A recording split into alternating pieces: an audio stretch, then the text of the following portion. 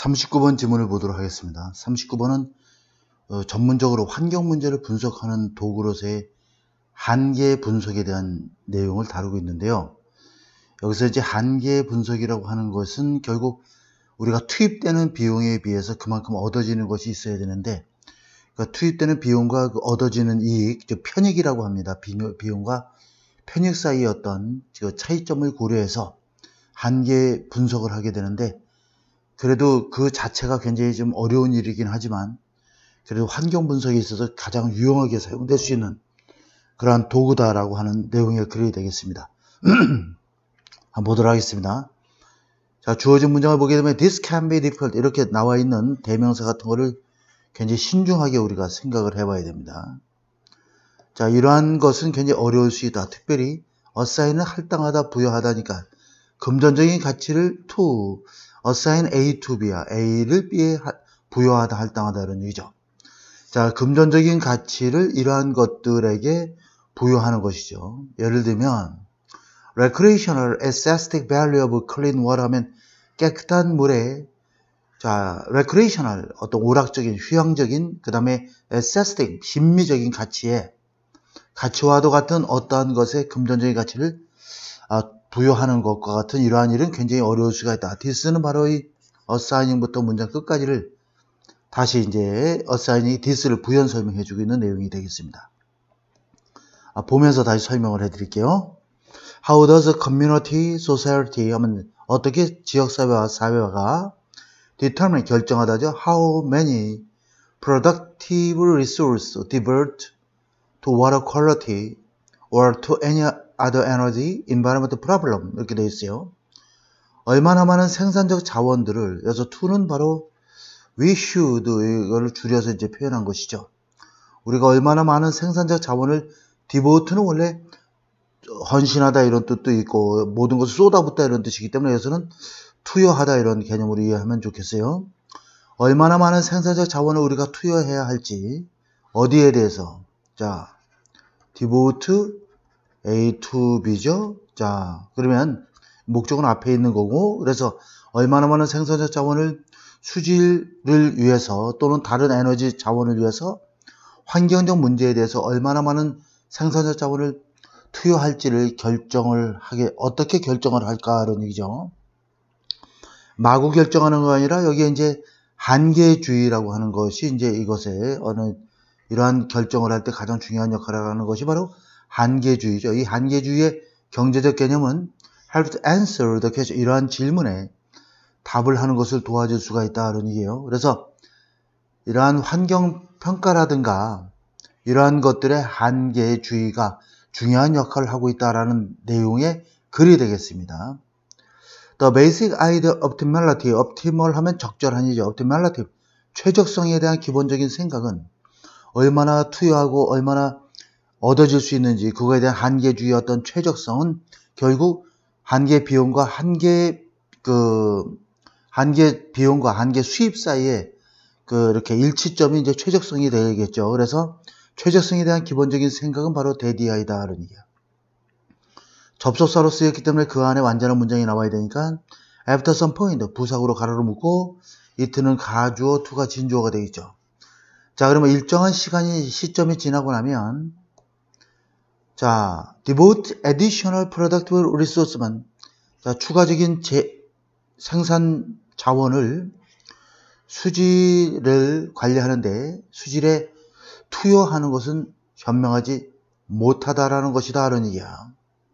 일정한 시점이 지나고 나면, 일정한 시점이라는 것은 계속 비용을 투여하는데도 얻어지는 게 이제 이렇게 점점 더 적어지게 되는 일정한 시점이 되겠죠. 그러면 추가적인 생산 자원을 수질에 쏟아붓는 것 자체가 현명하지 않다. 왜냐하면 additional cost, 추가적인 비용이죠. 어떤 비용이냐면 continue to improve water quality 하면 수질을 계속해서 개선하는 데 드는 추가적인 비용들이 become greater, 점점 더 추가적인 이익, 편익보다, 추가적 편익보다. 그러니까 여기서는 추가적으로 들어가는 비용과 추가적인 편익 사이의 관계죠. 비용을 쏟아붓는 것만큼, 추가적인 비용이 들어가는 것만큼 추가적인 편익이 많아야 되는데, 그러니까 굉장히 추가되는 비용이 추가적으로 얻어지는 편익보다도 더 크게 되면, 그죠? 그렇게 되면 일정한 시점이 지나고 나면은 추가적인 생산 자원을 수질에다가 쏟아붓는 것은 현명하지 못하다, 이런 내용이 되겠습니다.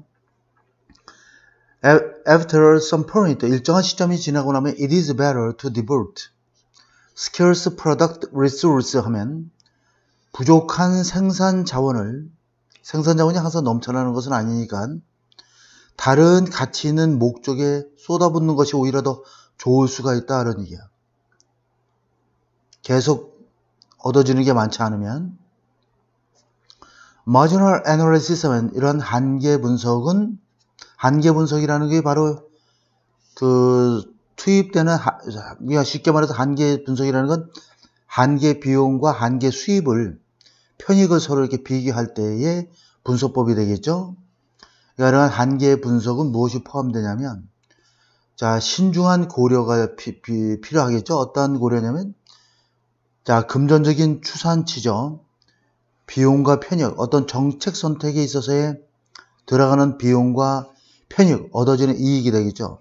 비용과 편익에 금전적인 추산치에 대한 신중한 고려가 포함되고 있다는 얘기예요. 이 자체가 바로 한계 분석에 대한 정의를 설명해주고 있는 내용이 되겠습니다. 자, 많은 다양한 사람들에게 이러한 가치는 매우 다를 것이다. 그러면 여기서 이러한 가치가 다를 것이다. 이러한 가치는 앞부분에서 지금 언급이 없단 말이야. 그러니까 여기서 이것이 굉장히 어려울 수 있다. 이것은 바로 이 한계 분석을 하는 것 자체가 정책 선택에 있어서 투입되는 비용과 편익 사이에 금전적인 추산치를 고려하는 것인데 이것이 굉장히 어려울 수 있다. 자, 요거는 이제 3번 부분에 나와 있는 이 부분이 되겠습니다. 이 한계 분석에 대한 방법이 되는 것인데 이것은 굉장히 어려울 수 있다. 특별히 금전적인 가치를 그러한 깨끗한 수질에 휴양적이고 우리가 가서 쉴 수 있고, 그죠? 휴양적이고 신미적인 미적인 것과 같은 그러한 가치와 같은 것들에게 금전적인 가치를 부여하는 것 자체가 굉장히 힘들 수가 있다는 얘기죠. 자, 이것은 힘들 수가 있다. 이것은 주어진 문장에 대한 내용이 될 수 있고, 그 다음에 이것을 다시 한번 여기서 부연 설명해주고 있는 구조가 되겠습니다. 이것이 힘들 수가 있다는 얘기야. 그러니까 쉽게 말해서 앞부분에서도 결국 편익, 한계 분석이라는 것이 투입되는 비용과 편익 사이에 금전적인 가치를 따져야 되는 것인데 그게 쉬운 일은 결코 아니라는 얘기야. 특별히 금전적인 가치를 휴양적인 가치와 미적인 가치에 금전적인 가치를 투여할 수는 없겠죠. 이것이 모든 사람들이 여기서 이것을 보면서 힐링을 하고 어떤 휴양적인 목적을 갖고 미적인 풍경을 보면서 아름답게 생각하고 있는데 정부에서 거기에 들어가는 돈이 너무 많다고 그것을 투입되는 비용을 줄일 수는 없는 것이죠. 그렇기 때문에 그러한 것을 금전적인 가치로 계산하는 것은 굉장히 어렵다, 이런 얘기를 여기서 해주고 있는 것입니다. 그래서 사람들마다 이러한 가치는 굉장히 다를 수도 있다는 얘기죠. Despite the difficulties, 이러한 어려움에도 불구하고 전치사니까 명사가 나와야 돼. Marginal analysis 하면 이러한 한계 분석은 정책 입안자들에게 최고의 도구를 제공해 준다. 뭐뭐 하는 데 있어서 에너지와 환경적인 문제를 분석하는 데 있어서 그럼에도 불구하고 그래도 한계 분석이 그나마 가장 최적의 도구가 될 수 있다 라고 하는 내용의 글이 되겠습니다.